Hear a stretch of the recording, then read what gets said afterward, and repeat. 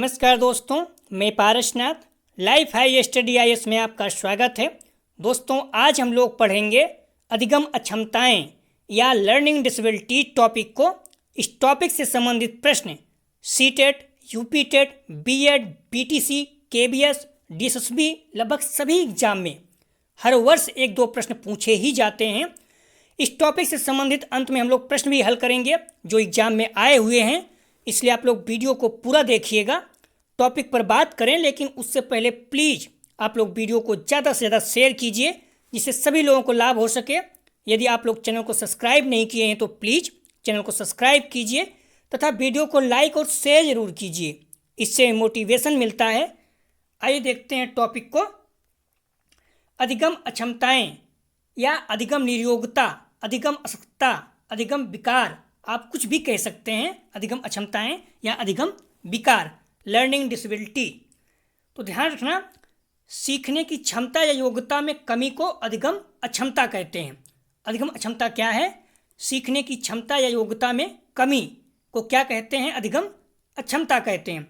जैसे कुछ छात्र पढ़ने, लिखने, मौखिक अभिव्यक्ति, शब्दों की वर्तनी करने, गणित एवं तर्क शक्ति को समझने में असक्त अथवा कमजोर होते हैं। इस प्रकार की अक्षमता को ही अधिगम अक्षमता कहा जाता है। तो ध्यान रखना आप लोग, अधिगम अक्षमता क्या है? सीखने की क्षमता में कमी हो अगर तो उसे क्या कहेंगे? अधिगम अक्षमता कहेंगे। पढ़ने, लिखने या मौखिक अभिव्यक्ति मतलब बातचीत करने में, शब्दों को वर्तनी करने में, बोलने में, गणित या तर्क शक्ति को समझने में और कमजोर हैं या असक्त हैं या विकार है, उसे क्या कहेंगे? अधिगम विकार कहेंगे या अधिगम अक्षमता कहेंगे। अधिगम अक्षमता कई प्रकार के होते हैं, ध्यान रखना। इस पर बात करें, लेकिन उससे पहले कुछ टर्मोलॉजी है, आप शब्द को याद रखिएगा तो ज़्यादा अच्छा रहेगा, बाद में प्रॉब्लम हो सकती है, आपको समस्या उत्पन्न करेगा, इसलिए पहले बता दे रहे हैं।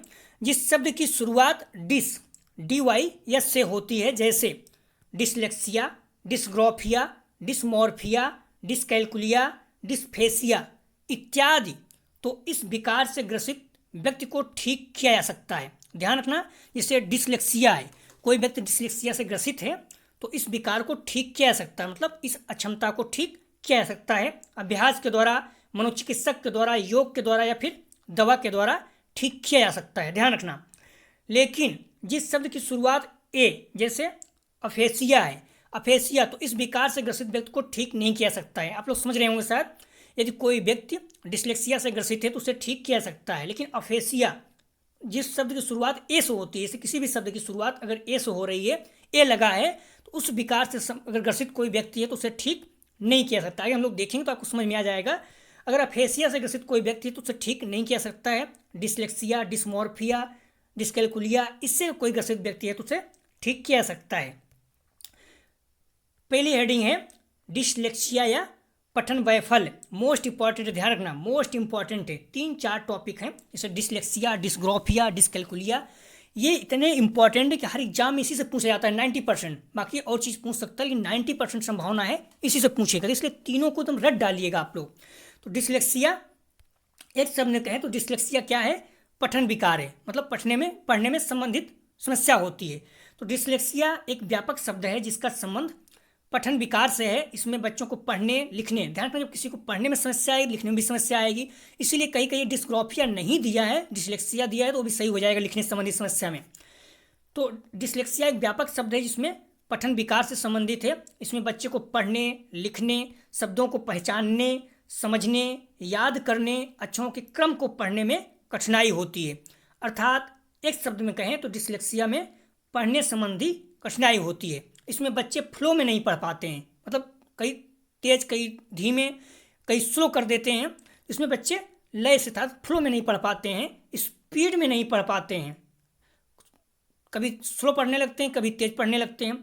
शब्दों को उल्टा पढ़ते हैं, जैसे वाज को सा, सा को वाज, डी को बी, बी को वाज पढ़ने लगते, तो दोनों में अंतर नहीं कर पाते हैं। ध्यान रखना, इसमें एग्जाम्पल दिया भी है, जैसे डिसलेक्सिया से पीड़ित बच्चे क्या करते हैं, बी और डी में अंतर नहीं कर पाते हैं, बी को डी पढ़ते हैं, डी को बी पढ़ते हैं, सा को वाज पढ़ते हैं, वाज को सा पढ़ते हैं, न्यूक्लियर अनक्लियर में अंतर नहीं कर पाते हैं, डॉग को गॉड पढ़ते हैं, गॉड को डॉग पढ़ते हैं, 21 को 12 पढ़ते हैं, 12 को 21 पढ़ते हैं। तो डिसलेक्सिया में क्या है, बच्चे पढ़ने से संबंधित इनको समस्या होती है। लिखने से भी संबंधित समस्या है, बट पढ़ने से संबंधित समस्या होती है। इन शब्दों में ये अंतर क्या है स्पष्ट नहीं कर पाते हैं। जब सही से पढ़ नहीं पाएंगे तो अंतर कैसे स्पष्ट करेंगे, मतलब डॉग को गॉड पढ़ देते हैं। तो ध्यान रखना, आप लोग समझ में आ गया होगा। और जो अगली हेडिंग है मोस्ट इंपॉर्टेंट ये भी है, डिस्ग्राफिया। एक शब्द में कहें तो डिस्ग्राफिया लिखने से संबंधित अक्षमता है।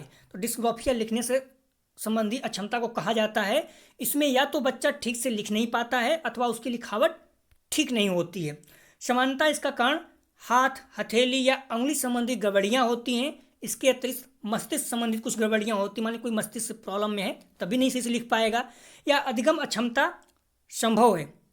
इन सब कारण के कारण, कोई भी कारण, चाहे अंगुली में प्रॉब्लम है, मस्तिष्क प्रॉब्लम है, शारीरिक रूप से अक्षम बालकों को ही समानता ये प्रॉब्लम होती है। अब शॉर्टकट में देखिए एक शब्द में, तो डिस्ग्राफिया में लिखने से संबंधित कठिनाई होती है। ठीक है, परिभाषा के बाद मैं एक बात शॉर्टकट में भी बता दिया हूँ। तो डिसलेक्सिया है, उसमें क्या है, पढ़ने से संबंधित प्रॉब्लम है। लेकिन डिस्ग्राफिया है तो क्या है, लिखने से संबंधित कठिनाई है। इसमें क्या करता है, स को वाज लिख देता है, बी को डी लिख देता है, 21 को 12 लिख देता है, 12 को 21 लिख देता है, या फिर साफ नहीं लिख पाता है। ठीक है, राइटिंग उसकी साफ नहीं होती है। तो डिस्ग्राफिया में क्या समस्या, डिसलेक्सिया में क्या था, उसमें पढ़ने से प्रॉब्लम था, वाज को सा पढ़ देता था, सा को वाज। लेकिन इसमें क्या है, डिस्ग्राफिया में इसमें सा को वाज लिख देता है, वाज को सा लिख देता है, बी को डी लिख देता है, डी को बी लिख देता है। मतलब डिसलेक्सिया में क्या था, पढ़ने में प्रॉब्लम थी, इसमें क्या है, लिखने में प्रॉब्लम है। दोनों मोस्ट इंपॉर्टेंट है, ध्यान रखना, दोनों पूछा जाता है एग्जाम में। डिसकैलकुलिया ये भी मोस्ट इंपॉर्टेंट है। डिसलेक्सिया, डिस्ग्राफिया और डिसकैलकुलिया ये तीनों ही मैक्सिमम पूछा जाता है। मैंने पहले ही कहा 90%। यह ऐसा अधिगम असक्ता है जिसमें बच्चे गणित अर्थात अंक गणित को समझने में कठिनाई का अनुभव करते हैं। ध्यान रखना, इसे न्यूमेलेक्सिया भी कहते हैं। कई कई डिसकैलकुलिया नहीं है, न्यूमेलेक्सिया है, तब भी मतलब उसका यही होगा, मतलब गणितीय संबंधी समस्याएं आती है। डिसकैलकुलिया कई प्रकार के होते हैं, जैसे graphical dyscalculia, lexical dyscalculia, practognostic dyscalculia आदि। शॉर्टकट में, डिसकैलकुलिया में गणितीय गणना से संबंधित कठिनाई होती है।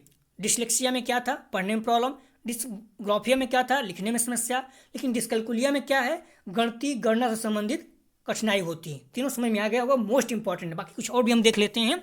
डिसमॉर्फिया, डिसमॉर्फिया एक ऐसा विकार है जिसमें व्यक्ति को यह भ्रम हो जाता है कि उसके शरीर के कुछ अंग बहुत या अपूर्ण हैं। ध्यान रखना, डिसमॉर्फिया एक ऐसा मनोविकार है जिसमें व्यक्ति को यह भ्रम हो जाता है कि उसके शरीर में कुछ अंग बहुत या अपूर्ण है। वह अपने शरीर के विभिन्न अंगों की तुलना दूसरे लोगों से करने लगता है। इसका प्रतिकूल प्रभाव उसके अधिगम पर पड़ता है। अर्थात एक शब्द में कहें तो डिसमॉर्फिया क्या है, भ्रम वाली स्थिति है। जिसे शारीरिक स्थिति में अंतर नहीं कर पाता है, मोटे पतले में अंतर नहीं कर पाता है, कोयल और कौवा में अंतर नहीं कर पाता है, हंस और बगुले में अंतर नहीं कर पाता है, उसको भ्रम की समस्या रहती है। जो अगली हेडिंग है अप्रेक्सिया या डिस्प्रेक्सिया। ध्यान रखना, अप्रेक्सिया और डिस्प्रेक्सिया दोनों एक ही है, लेकिन जब बीमारी डिस्प्रेक्सिया बोला जाएगा इसका मतलब उसका इलाज है, अभी संभव है। लेकिन जब अप्रेक्सिया स्थिति में पहुंच जाएगा तो उस बीमारी का इलाज नहीं है। तो अप्रेक्सिया क्या है, शारीरिक विकार है। इसमें व्यक्ति क्या होता है, मांसपेशियों के संचालन से संबंधित सूक्ष्म गति, जैसे लिखने या फिर पेन पकड़ने में समस्या आने लगती है। चलना, बच्चे अपने हाथ पैर का सही से उपयोग नहीं कर पाते, मतलब सही से चल नहीं पाता है। खेलना, बच्चे खेलते समय अपने शरीर का सही से प्रयोग नहीं कर पाते, मतलब दिमाग जो सोचता है वो शरीर कार्य नहीं करता, उल्टा हाथ करके मान ली फुटबॉल खेल रहा है मार देते हैं। टहलने बोलने में निपुण नहीं होते हैं। वह हाथ एवं आँख के बीच समन्वय एवं संतुलित स्थापित नहीं कर पाते हैं। हाथ कुछ सोचता है, आँख कुछ देख रहा है, हाथ किसी और तरह से एक्टिव काम कर रहा है। तो डिस्प्रेक्सिया क्या है, तांत्रिक तंत्र संबंधी विकार है। ध्यान रखना। और शॉर्टकट में एक शब्द में कहें तो डिस्प्रेक्सिया क्या है, शारीरिक कौशल संबंधी विकार है। डिस्प्रेक्सिया क्या है, शारीरिक कौशल से संबंधित विकार है। इसमें लेखन या चित्रांकन संबंधी समस्या आता है। इसमें क्या होता है, दिमाग के अनुसार शरीर कार्य नहीं करती है। ठीक है, समझ गए होगे, मैंने पहले भी बता दिया था और एक बार शॉर्टकट में फिर बता दे रहा हूँ। डिस्प्रेक्सिया से संबंधित अगर इस स्थिति में बीमारी है तो क्या हो जाएगा, उसका इलाज किया जा सकता है। ठीक है, चाहे वो मनोचिकित्सक द्वारा, दवा के द्वारा या फिर योग के द्वारा। लेकिन अपेक्सिया दोनों एक ही है, लेकिन अपेक्सिया स्थिति में अगर पहुंच गई है बीमारी, मतलब ये अफेसिया से पहुंच गई है, अप्रेक्सिया, यहाँ अप्रेक्सिया रहेगा, अप्रेक्सिया स्थिति में पहुंच गई है तो इसका इलाज संभव नहीं है। ध्यान रखना आप लोग, जैसे अप्रेक्सिया स्थिति में पहुंच गया तो फिर ये इलाज संभव नहीं है। तो आप लोग समझ गए होंगे, जो डिस्लेक्सिया स्थिति में है बीमारी तो इसका इलाज हो जाएगा, और अप्रेक्सिया स्थिति में पहुंच गया है तो इस बीमारी का इलाज नहीं हो पाएगा।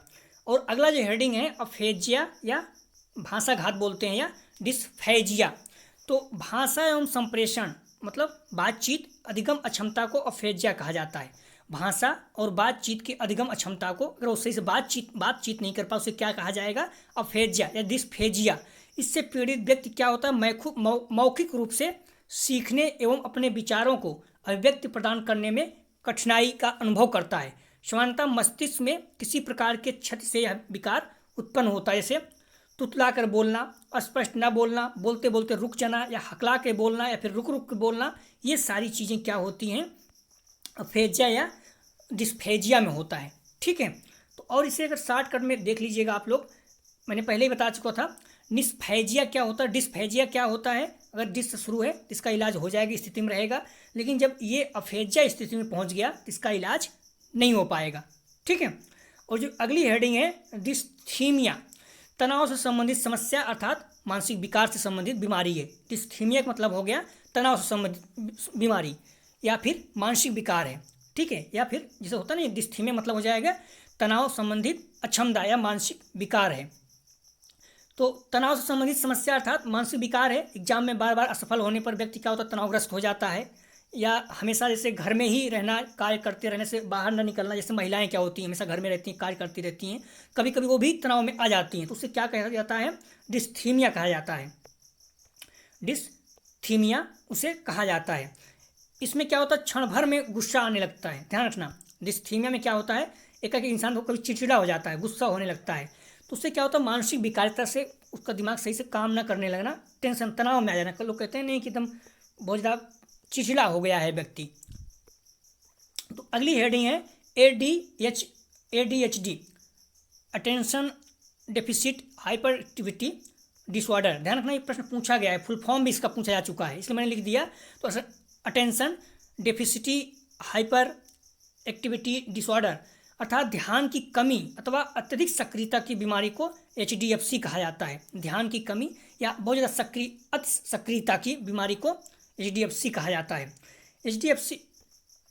HDFC की समस्या ऐसे परिवार में अधिक बिगड़ सकती है जहां घर में तनाव का वातावरण रहता है। मान लीजिए घर में हमेशा तनाव है, टेंशन है, लोग लड़ते झगड़ते रहते हैं, जहां बच्चों की पढ़ाई पर ज़्यादा जोर दिया जाता है। मान लो बच्चों को बोला जाता है नहीं तुम IAS बनोगे, इंजीनियर बनोगे, बहुत ज़्यादा जोर, उसको मतलब उसको आ रहा है नहीं आ रहा है, उसको मैथ पढ़ाया जा रहा है, उसको साइंस पढ़ाया जा रहा है, उसको BTech कराया जा रहा है, जबकि होता है उसकी क्षमता BA करने लायक हो। तो इसमें क्या होता है, इस तरह से अगर व्यक्ति है तो उसे क्या होता है, वो ADHD स्थिति में पहुँच जाता है। ठीक है, तो आप लोग समझ गए होंगे। जो अगली हेडिंग है आप लोग इसे समझ गए होंगे, ऐसे परिवार में अधिक ऐसे HDFC समस्या ऐसे परिवार में अधिक बिगड़ सकती है जहां घर में तनाव का वातावरण रहता है, झगड़ा लड़ाई होती है, बहुत ज़्यादा बच्चों को दबाव डाला जाता है, पढ़ाई के लिए बच्चों को बहुत ज़्यादा जोर दिया जाता है, उसको स्वतंत्र रूप से नहीं रहने दिया जाता है। और जो अगला हेडिंग है autism spectrum disorder, most important है, ये भी पूछा जा चुका है, ASD। यह एक विकासात्मक दिव्यांगता है जो मानसिक अंतर के कारण होता है। ध्यान रखना, इससे पीड़ित व्यक्ति सामाजिक संचार, बातचीत, प्रतिबंधित या दोहराए जाने वाले व्यवहार या रुचियों की समस्या से ग्रसित होता है। इसमें व्यक्ति में सीखने, हिलने डुलने या ध्यान देने के अलग अलग तरीके होते हैं। इसमें व्यक्ति क्या होता है, इससे पीड़ित व्यक्ति में सीखने, हिलने डुलने या ध्यान देने के अलग अलग तरीके होते हैं। अर्थात एक शब्द में कहा जाए तो सामाजिक अंतःक्रिया समस्या होती है इसमें। ठीक है, इसमें क्या होता है, ऑटिज्म स्पेक्ट्रम डिसऑर्डर में सामाजिक अंतःक्रिया समस्या से ग्रसित होती है। इसमें व्यक्ति अकेले रहना पसंद करता है। ध्यान रखना, इसमें व्यक्ति क्या करता है, अकेले रहना पसंद करता है, किसी से आंख नहीं मिला पाता है, सामाजिकरण की कमी होती है, मतलब इससे लोगों से मिलना जुलना उसको पसंद नहीं है, वो अकेले ही रहेगा, किसी से आंख नहीं मिला पाएगा। तो इससे क्या कहते हैं, ऑटिज्म स्पेक्ट्रम डिसऑर्डर। ध्यान रखना, इसमें व्यक्ति का होता है सामाजिकरण की कमी होती है। अगली जो हेडिंग है डिस्टोपिया अर्थात बुरा, जहाँ पर सब कुछ बुरा ही हो रहा है, एक काल्पनिक दुनिया या समाज जिसमें लोग मनहूस, कहते हैं मनहूस एकदम स्थिति आ गई, मनहूस घड़ी में हम लोग पैदा हो गए, मनहूस घड़ी में समय चल रहा है। तो एक काल्पनिक दुनिया या समाज जिसमें लोग मनहूस अमानवीय भयावह जीवन जीते हैं, नागरिक अमानवीय स्थिति में रहते हैं। जैसे उत्तर कोरिया में लोग कहते हैं कि बहुत ज़्यादा स्थिति खराब है, वहाँ पर भयावह स्थिति है, या फिर खाने पीने की दिक्कत है। सीरिया के जो कुर्द विद्रोही हैं उनकी स्थिति बहुत ज़्यादा खराब है। हालांकि वर्तमान में यूक्रेन पूरी तरह से आप बोल नहीं सकते हो, यूक्रेन में फिर भी ठीक है, लेकिन कुछ चीज़ें हैं जैसे भयावह स्थिति, तो बहुत ज़्यादा भय में जी रहे हैं, तो ये चीज़ें हैं। तो ये उत्तर कोरिया में, इस समय यूक्रेन में कह सकते हैं आप कि वहाँ पर डिस्टोपिया है, लेकिन आप 100% हर चीज़ नहीं मिल रहा है। तो ठीक है, तो क्या होता है जहाँ पर सब कुछ बुरा ही बुरा हो रहा है, मतलब कुछ चीज़ ठीक ना हो रहा हो, बर्बाद तहस नहस हो गया हो। उत्तर कोरिया हो गया, कुर्द सीरिया का इलाका जो कुर्द लोग रहते हैं, कोई भी उनको मारता, कभी तुर्की मारता रहता है, कभी ईरान मारता रहता है, कभी सीरिया भी मारता रहता है, बमबारी करता रहता है। तो बहुत ज़्यादा वहाँ भयावह स्थिति है, अमानवीय स्थिति है, लोग भूखे से मरते रहते हैं। तो इस तरह से आप लोग ध्यान रखें, जहाँ सब कुछ मतलब बिगड़ा हो, बर्बाद हो गया हो, कुछ दिखे ही नहीं ठीक ठाक से चल रहा है, तो ध्यान रखना। इस तरह से ये कुछ थे जो मोस्ट इम्पॉर्टेंट मुझे लगा। मैंने परिभाषा आप लोगों को बता दिया, मैंने पहले ही बता दिया था कि कुछ पॉइंट है जो मोस्ट इम्पॉर्टेंट है, जैसे डिसलेक्सिया, उसके बाद डिस्ग्राफिया और कैलकुलिया, ये तीनों मोस्ट इंपॉर्टेंट है, ध्यान रखना, इसको रट लेना आप लोग। बाकी जो और चीज़ें हैं इसे आप देख लीजिएगा, डिस्मॉर्फिया और जो भी चीज़ें हैं इस तरह से, डिसलेक्सिया, डिस्मॉर्फिया, अप्रेक्सिया, और उसके बाद अफेजिया या डिस्फेजिया, उसके बाद dysthymia, ADHD, autism spectrum disorder, उसका जो अगली हेडिंग थी डिस्टोपिया। तो ये 10 आप लोग देख लीजिएगा, अच्छे से मैंने परिभाषा सही बता दिया, इसे आप शॉर्टकट में संक्षेप में देख लीजिएगा, ठीक है। मैं अगर आपको नहीं पढ़ना है इसको, इस चीज़ को पढ़ लीजिएगा। जैसे डिसलेक्सिया क्या है, एक शब्द में पढ़ने की समस्या है। डिस्ग्राफिया क्या है, लिखने की समस्या है। डिसकैलकुलिया क्या है, गणितीय समस्या है। डिस्मॉर्फिया क्या है, भ्रम की समस्या है। डिस्फेसिया क्या है, बोलने की समस्या है, मैंने जो शॉर्टकट में था उसको भी लिख दिया है। अफेजिया क्या है, भाषा से संबंधित समस्या है, अक्षमता जो ठीक नहीं हो सकती है। डिस्फेसिया क्या है, बोलने में, उसमें बोला ना बातचीत, कम्युनिकेशन, संप्रेषण। तो डिस्फेसिया और अफेजिया दोनों एक ही है, लेकिन इसमें क्या है, बोलने की समस्या संबंधित है जो ठीक नहीं हो सकती है। लेकिन अफेजिया क्या है, भाषा संबंधित समस्या है जो ठीक नहीं हो सकती है, और ये क्या है, ठीक किया जा सकता है। जो डिस्फेसिया स्थिति में है तो ठीक किया जा सकता है, लेकिन अफेजिया स्थिति में तो ठीक नहीं किया जा सकता है। डिस्प्रेक्सिया शारीरिक कौशल से संबंधित विकार है। डिस्थीमिया क्या है, तनाव से संबंधित समस्या है। ऑटिज्म क्या है, सामाजिक क्रिया अक्षमता है। डिसऑरियोग्राफिक क्या है, वर्तनी संबंधी विकार है। ऑडिटिव प्रोसेसिंग डिसऑर्डर क्या है, श्रवण संबंधी, मतलब सुनने से संबंधित प्रॉब्लम रहती है उसको। विजुअल परसेप्शन डिसऑर्डर, दृश्य प्रत्यक्ष श्रवण विकार है। और सेंसरी इंटीग्रेशन और प्रोसेसिंग डिसऑर्डर, इंद्रिय समन्वय क्षमता संबंधी विकार है। ऑर्गेनाइजेशन लर्निंग डिसऑर्डर, तो ध्यान रखना, संगठनात्मक पठन संबंधी विकार है। डिस्नोमिया शब्द खोजने समस्या, जो शब्द खोजते हैं उससे संबंधित समस्या है। डिस्टोपिया अर्थात बुरा, जहाँ सब कुछ बिगड़ा हुआ हो, बर्बाद हो चुका हो। ADHD ध्यान की कमी और अत्यधिक सक्रियता की समस्या। तो हम लोग कुछ इससे संबंधित प्रश्न देखेंगे जो एग्जाम में आया हुआ है। BED, BTC, CTET, UPTET सारे एग्जाम में आए हुए हैं, महत्वपूर्ण प्रश्न है। तो आप लोग पूरा प्रश्न को देखिए और देखिए सॉल्व कैसे, हिंदी इंग्लिश दोनों में है, हम लोग हिंदी में सॉल्व करेंगे, इंग्लिश में भी देखेंगे। डिसलेक्सिया किससे संबंधित समस्या, मैंने पहले ही कहा, CTET और UPTET BED में भी आ चुका है। तो डिसलेक्सिया किससे संबंधित समस्या, मैंने पहले ही कहा, सबसे पहला हेडिंग था। तो ये क्या है, मानसिक विकार, गणितीय, पठन विकार, व्यवहार संबंधी। तो इसका सही जवाब हो जाएगा पहले का C। डिसलेक्सिया किससे संबंधित है, पठन विकार से।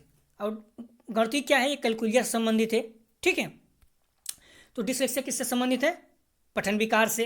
इंग्लिश में भी आप लोग देख लीजिए, UPTET, CTET, DSSB, MP TET हर एग्जाम में लगभग पूछा गया है। अगला प्रश्न है, विकृत लिखावट से संबंधित लिखने की योग्यता में कमी किसका एक लक्षण है। तो विकृत लिखावट मतलब लिखने से योग्यता में कमी, इसका मतलब डिस्ग्राफिया से संबंधित परेशान है, तो क्या हो जाएगा इसका सही जवाब हो जाएगा ए, डिस्ग्राफिया। विकृत लिखावट संबंधित समस्या, लिखने में योग्यता में कमी, तो किसका लक्षण है? डिस्ग्राफिया। डिस्ग्राफिया मतलब होता है लिखने से संबंधित समस्या। अगला प्रश्न है,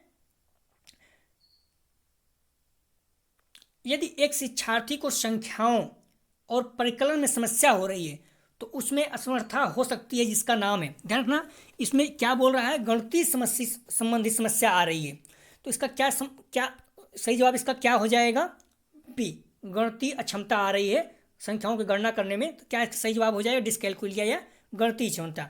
लेखन मतलब क्या हो जाता है? डिस्ग्राफिया, और अगर पठन संबंधी है तो डिसलेक्सिया हो जाएगा। ठीक है, तो आप लोग देख लीजिएगा, मोस्ट इंपॉर्टेंट तीनों प्रश्न थे। और अगला प्रश्न जो है, एक बच्चा जो किससे ग्रसित है, जो वह सार्कोवाज, मैंने बताया था सार्कोवाज न्यूक्लियर को अनक्लियर में अंतर नहीं कर पाता है। ध्यान रखना यहाँ लिखने की बात नहीं कर रहा है, अंतर नहीं कर पाता मतलब वो उसको पढ़ने से प्रॉब्लम आ रही है। तो सब शब्द जबलिंग विकार, डिसलेक्सिया, डिसमॉर्फिया, डिसलेक्सिमिया और डिसलेक्सिया। तो ध्यान रखना इसका सही जवाब हो जाएगा बच्चा जो किससे ग्रसित है, सार्कोवाज और न्यूक्लियर अनक्लियर में अंतर नहीं कर पाता है। इसका सही जवाब हो जाएगा डी, डिसलेक्सिया। डिसलेक्सिया में क्या होता है? पढ़ने से संबंधित समस्या होती है, वो अंतर नहीं कर पाता है। वाज को साथ साथ, अनक्लियर को न्यूक्लियर में, गॉड को डॉग पढ़ता है, डॉग को गॉड पढ़ता है, या 12 को 21 पढ़ता है, 21 को 12 पढ़ता है, तो वो क्या करता है? इन सब चीज़ों में अंतर नहीं कर पाता। उसकी समस्या किस चीज़ से है? डिसलेक्सिया से। तो देख लीजिएगा आप लोग, जो अगला प्रश्न है, गतिक कौशल में अधिगम निरोगता कहलाती है, गतिक कौशल में अधिगम निरोगता क्या कहलाती है? Dysphagia, dyspraxia, dyscalculia, dyslexia. तो इसका सही जवाब हो जाएगा बी, डिस्प्रेक्सिया। डिस्प्रेक्सिया क्या है? ये गतिक कौशल में अधिगम निरोगता कहलाती है। ठीक है, तो क्या है इससे? डिस्प्रेक्सिया। अगला प्रश्न है, अधिगम निरोगता क्या है? अधिगम निरोगता अर्थात लर्निंग डिसेबिलिटीज, अधिगम अक्षमता क्या है? तो इसका सही जवाब हो जाएगा 6 का, ध्यान रखना सी, एक चर अवस्था है, मतलब हमेशा बदलती रहती है, स्थिर नहीं है, ध्यान रखना एक चर अवस्था है। तो इसका सही जवाब हो जाएगा 6 का सी, ए वेरिएबल स्टेज। अगला प्रश्न है, शारीरिक रूप से अक्षम बच्चों को समानता होता है, डिस्कैलकुलिया, डिसलेक्सिया, डिस्ग्राफिया, डिस्थीमिया। तो शारीरिक रूप से अक्षम बच्चों को समानता कौन सा विकार होता है? तो सही जवाब हो जाएगा सी, डिस्ग्राफिया। डिस्ग्राफिया का मतलब हो जाता है, देखिए डिस्ग्राफिया मतलब होता है लिखना, आप लोग कंफ्यूज नहीं हो, डिस्ग्राफिया मतलब होता है लेखन संबंधी अक्षमता, लेकिन शारीरिक रूप से इसलिए कि शारीरिक रूप से कमजोर है, मतलब अक्षम्मा है, तो लिख भी नहीं पाएगा, तो इसलिए उसे क्या बोलेंगे? डिस्ग्राफिया। अगर ऐसे कहोगे तो फिर डिस्ग्राफिया जो है लेखन संबंधित है, लेकिन अगर बच्चा अक्षम है शारीरिक रूप से तो वो लिख भी नहीं पाएगा, इसलिए क्या हो जाएगा? डिस्ग्राफिया। आप लोग कंफ्यूज नहीं होना, इसे गलत नहीं करना। हालांकि डिस्ग्राफिया लेखन संबंधी विकार है, लेकिन जब कोई बच्चा शारीरिक रूप से अक्षम होगा तो लिखने में भी समस्या होगी, मैंने लिख भी दिया है, तो इसलिए उसे डिस्ग्राफिया कहेंगे। अगला प्रश्न है, भाषा अवबोधन से संबंध विकार है, ए चलाघात, बी पठन वैकल्य, सी वाक संबद्ध रोग, डी भाषाघात। तो भाषा अवबोधन से संबद्ध विकार कौन सा है? तो इसका सही जवाब हो जाएगा डी, भाषाघात। ठीक है, भाषा अवबोधन से संबंधित प्रश्न देखो कैसे घुमा के पूछ रहा है, सीटेट यूपीटेट में आ चुका है, तो इसे बोलते हैं अफेसिया। अफेसिया का मतलब ये हो गया कि अब वो ठीक नहीं होगा, इस स्थिति में पहले बताया ना, अगर ए यहाँ पर शुरू हो गया है ए, जैसे यहाँ पर देखिए चलाघात है, भाषाघात है, ठीक है, वाक संबद्ध रोग, मतलब ए यहाँ भी शुरू है, यहाँ भी ए शुरू है, यहाँ भी ए शुरू है, तो इन तीनों बीमारियों का क्या है? इलाज नहीं है। लेकिन जो पठन वैकल्य है अर्थात डिसलेक्सिया है, इसमें क्या है? इसका इलाज अभी किया जा सकता है। तो भाषा अवबोधन से संबंध विकार है, इसका सही जवाब हो जाएगा डी, अफेसिया, और अब इसका इलाज संभव नहीं है, मतलब इसे ठीक नहीं किया सकता है। भाषाघात में बता दिया है, चलाघात, वाक संबद्ध रोग, इन विकारों का इलाज संभव नहीं है, पठन वैकल्य का इलाज संभव है। तो आप लोग देख लीजिएगा। अगला प्रश्न है,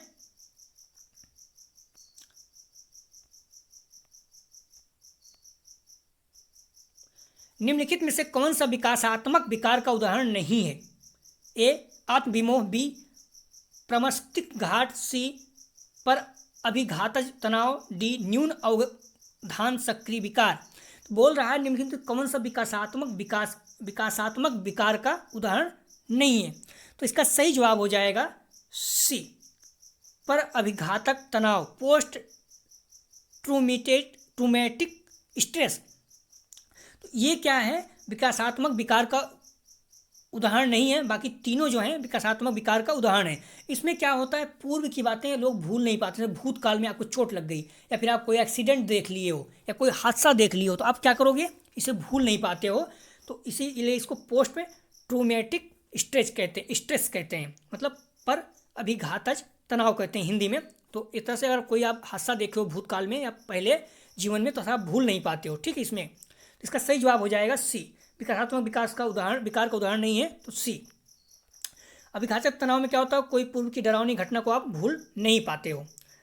अगला प्रश्न है, निम्नलिखित में से कौन सा व्यवहार, ध्यान रखना प्रश्न आया हुआ है, तो निम्नलिखित में से कौन सा व्यवहार बच्चे की अधिगम निरोगता को पहचान करता है। ए, मनोभाव का जल्दी जल्दी बदलना, मूड स्विफ्ट, अपमानजनक व्यवहार। बी को डी, वाच को सा, 21 को 12 लिखना, कम अवधान विस्तार और उच्च शारीरिक गतिविधि। क्योंकि कौन सा व्यवहार बच्चे की अधिगम निरोगता को पहचान करता है, तो इसका सही जवाब हो जाएगा सी। ध्यान रखना, अधिगम निरोगता बात कर रहा है, वो लिखने की संबंधी बात कर रहा है, बच्चे के व्यवहार की पहचान करता है। बी को डी और वाच को सा, 21 को 12, 12 को 21 में अंतर नहीं कर पाता है। अधिगम मतलब सीखने की संबंधी अक्षमता है। सी इसका सही जवाब है। आप जो चीज़ समझ में नहीं आया उसको आप लर्निंग डिसेबिलिटी बात कर रहा है तो इंग्लिश में पढ़ लिया करें। ध्यान के समय, ध्यान रखना, ध्यान के समय के साथ मेल खाने के लिए असाइनमेंट पूरा करने के लिए आवंटित समय को कम करना और इस समय को चरणबद्ध तरीके से बढ़ाना निम्नलिखित विकारों में से निपटने के लिए सबसे उपयुक्त है। तो इसका सही जवाब हो जाएगा 11 का डी, ध्यान अभाव सक्रियता विकार। ध्यान के समय के साथ मेल खाने के लिए असाइनमेंट पूरा करने के लिए आवंटित समय को कम करना और इस समय को चरणबद्ध तरीके से बढ़ाना निम्नलिखित विकारों में से निपटने के लिए उपयुक्त है। तो ध्यान अभाव सक्रियता विकार। अगला प्रश्न है, ADHD है इसमें, जो हम लोग प्रश्न देख चुके थे। मोटर कौशल में सीखने की विकलांगता को कहा जाता है। तो विकलांगता मतलब दिव्यांगता। तो मोटर कौशल में सीखने की विकलांगता को कहा जाता है। तो इसका ए डिस्कैल्कुलिया, बी डिसलेक्सिया, सी डिस्फेसिया, डी दुष्क्रिया या डिस्फेसिया कहते हैं इसे। तो मोटर कौशल में सीखने की विकलांगता को कहा जाता है। तो इसका सही जवाब हो जाएगा 12 का डी, डिस्प्रेक्सिया या दुष्क्रिया। ठीक है, तो मोटर कौशल से संबंधित विकलांगता को कहा जाता है डिस्प्रेक्सिया। अगला प्रश्न है, स्वालीनता में शामिल है। तो स्वालीनता में शामिल है, तो इसका सही जवाब हो जाएगा 13 का डी, दूसरों से संबंधित होने में असमर्थता। आप लोग पढ़ चुके होंगे, दूसरों से मतलब जो सामाजिकता की कमी है उसमें क्या होता है, स्वालीनता में शामिल होता है। किसी से आँख मिला के बात नहीं कर पाता है, सामाजिकता की कमी होती है। तो दूसरों से संबंधित होने वाली असमर्थता को क्या कहते हैं, स्वालीनता। इसका सही जवाब है डी। अगला प्रश्न है, निम्नलिखित में से कौन सी अधिगम विकलांगता का कारण बन सकता है। तो निम्नलिखित कौन सा अधिगम विकलांगता का कारण बन सकता है, तो इसका सही जवाब हो जाएगा बी, प्रसव पूर्व दवा का उपयोग। ध्यान रखना, पूछ रहा है अधिगम विकलांगता मतलब अधिगम अक्षमता की बात कर रहा है। संस्कृत भिन्नता, इसे कुछ नहीं होगा, इसे दिक्कत नहीं है। शिक्षक की योग्यता, इससे कोई दिक्कत नहीं है। साथियों द्वारा दिखाई गई उदासीनता, इससे कोई दिक्कत नहीं। लेकिन प्रसव पूर्व अगर जब बच्चा गर्भ में रहता है उसमें अगर बच्चा कोई ज़्यादा दवा खा लेती है, किसी अनिश्चरी दवा या फिर कुछ ऐसी दवा खा लेती है जो समस्या उत्पन्न कर सकती है, तो क्या हो सकता है, विज्ञानता मतलब अधिगम विकलांगता अर्थात अधिगम अक्षमता उत्पन्न हो सकती है। तो अगला प्रश्न है, पठन वैफल्य बच्चों के प्राथमिक लक्षण क्या हैं। तो अर्थात डिसलेक्सिया ग्रसित बच्चों के प्राथमिक लक्षण क्या हैं। तो इसका सही जवाब हो जाएगा धारा प्रवाह, पढ़ने की अक्षमता। मैंने पहले ही कहा डिसलेक्सिया मतलब हो जाता है पढ़ने में उसको धारा प्रवाह नहीं पढ़ पाता, रुक रुक के पढ़ता है। तो पढ़ने की समस्या उत्पन्न होती है उसे क्या कहते हैं, डिसलेक्सिया। तो ध्यान रखना आप लोग, ये हम लोगों ने जो अधिगम अक्षमता है इससे संबंधित प्रश्न हल किए किसी भी एग्जाम में। ध्यान रखना, किसी भी एग्जाम में इस तरह के प्रश्न इससे संबंधित पूछे जाते हैं, इसलिए आप लोग प्लीज़ वीडियो को पूरा देखिए और नोट्स बना लीजिए, कई बार रट के जाइए। किसी भी एग्जाम में एक प्रश्न तो आना ही आना है। आप लोग PDF चाहिए तो डिस्क्रिप्शन और कमेंट सेक्शन दोनों जगह पर टेलीग्राम ग्रुप का लिंक दिया गया है, आप लोग ज्वाइन कर लीजिएगा। वीडियो को ज़्यादा से ज़्यादा शेयर कीजिए जिससे सभी लोगों को लाभ हो सके, जिससे आपके कॉलेज के ग्रुप हो गए, दोस्त यार जो भी एग्जाम देने जा रहे हैं, चाहे वो BEd कर रहे हैं तब भी आप उनको शेयर कर सकते हो, क्योंकि इससे पढ़ लें। इस टॉपिक से BEd में भी एग्जाम हर साल आता है, 1-2 प्रश्न। 2021 में तो BEd में सेकंड ईयर में 4 प्रश्न आ गया था सिर्फ अधिगम अक्षमता से ही, इसलिए आप लोग अच्छे से पढ़िए। और यूपी टेट में भी प्रश्न पूछा जाता है, ये सारे प्रश्न जो आए हुए तो मैंने वही किया है। वीडियो देखने के लिए धन्यवाद दोस्तों।